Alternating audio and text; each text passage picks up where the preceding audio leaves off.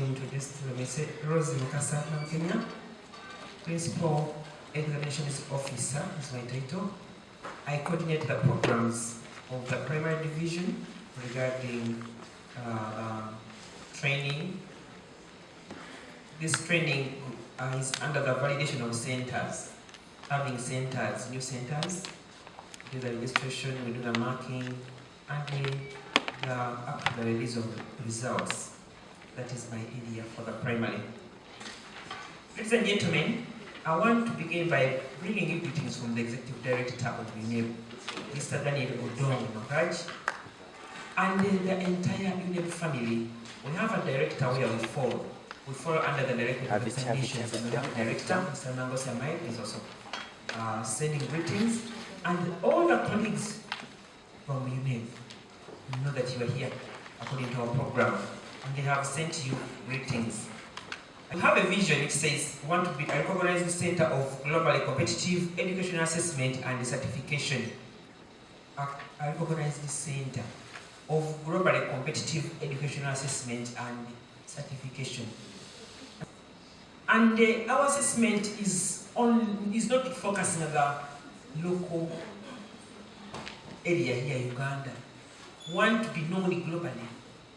In that when children come from Uganda, they say yes, if that one is a candidate from Uganda, it is okay. Not where they will say, there, double check. If it is Uganda, their system is fluid, double check. Understand? And you can't achieve that unless you have taught the children and you have also participated in a careful assessment and a meaningful assessment, because as we go on, you're going to realize that if you don't do much, after teaching, if you also don't participate in the other processes properly, these children, for example, may never get their results at all. Or if they get them, the system will reject them, and they probably shall not be achieving, because everybody will say, those children cheat, those schools in Uganda cheat, and that will be the topic. So please, the certification process must be prepared from this stage. We want to assure you that the process we have come to learn, the registration process, leads to successful certification. If you don't do registration properly at this stage, one child or the entire school may not get results. You're going to see how. Because if you confuse the registration, for us we don't give you results.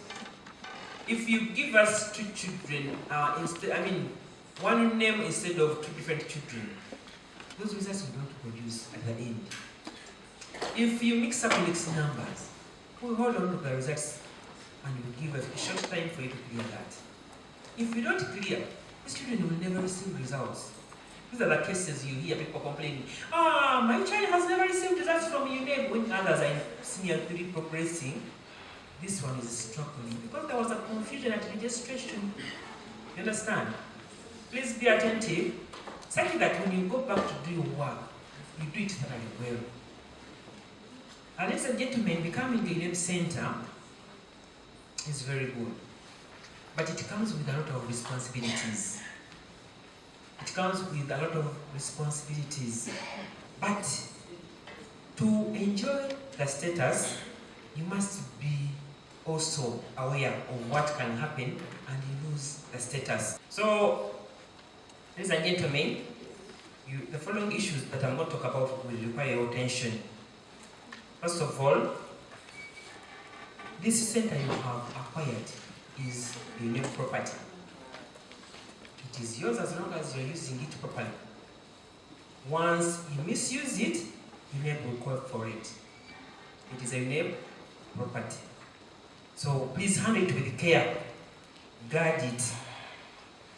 Because you can easily lose it. And I want to share briefly with you ways how you can lose that center. The first one, is if you lower the standards that you exhibited or you showed the people that came to visit that school. When people came, they found a head teacher who is qualified. They found the teachers with the contracts. They were shown a hall where children can sit. They were even shown the furniture where children will sit. But after a year, the training and after registered the children, that column might become a dormitory. Because you're going to tell the whole village and the whole sub-county, and also this is that for you, you have now your name center, and I will give you children, and your children will have nowhere. So you, the hall that you said your name is going to use, will be dormitory before we get to. And your name has long ears. Sooner or later, we shall know that that school doesn't have where children and sit. That center can be recalled. But the first one, I should have said, if you are registered by the Ministry of Education and Sports, because when we came, you showed us a certificate of registration.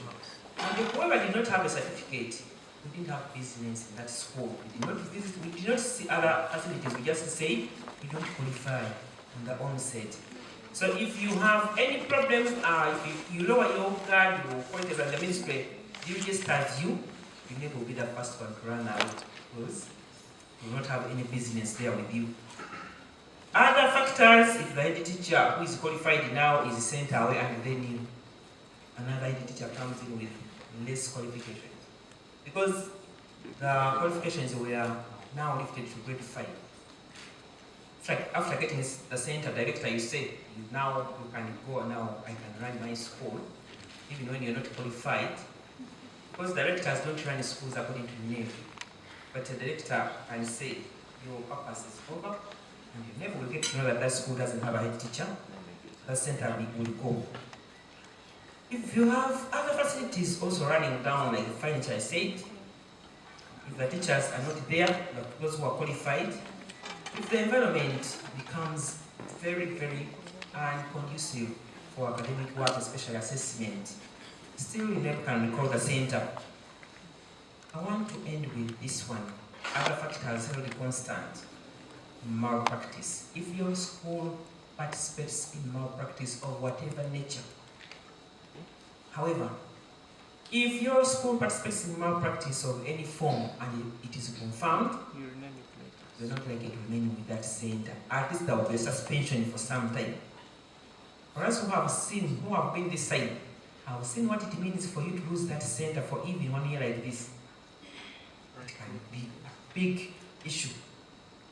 And we're not praying for you to lose it. So, please keep that center secure. It should be free from malpractice. Malpractice also happens at registration. At this stage, if you don't have a minimum of 15 candidates, you may want to hatch a plan to go to the neighboring school and get the senior tools to sit for your children, so you register them as also candidates. That information will come to your name soon, because every year we get those who have done that. Or even in your own school, you might choose to register the P6 children, so that we raise 15. And to us, whoever is not a bona fide candidate and is registered to sit, that is malpractice. And it is culpable. There is a very big fine you're going to face because of that. Colleagues, be careful not to register those who are not supposed to be registered.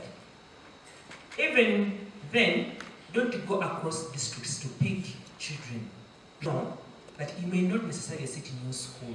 Because I'm not going to talk about something here called sitting center and a neighbor center. Because you have acquired a neighbor center, but not a sitting center. The arrangement in primary is that